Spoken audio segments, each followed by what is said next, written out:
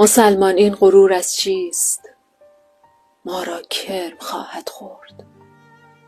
به این بازو که می نازید فردا کرم خواهد خورد. مبادا صورت زیبا تو را مغرور گرداند که در هر حالتی این روی زیبا کرم خواهد خورد.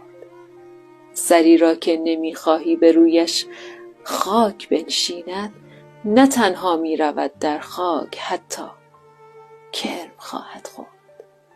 به زور خود مناز ای دوست فردا دستهایی را که کردی بر سر مظلوم بالا کرم خواهد خورد. خودت را گم نکن ای پهلوان هنگام پیروزی، تو را شاید رقیبی نیست اما کرم خواهد خورد.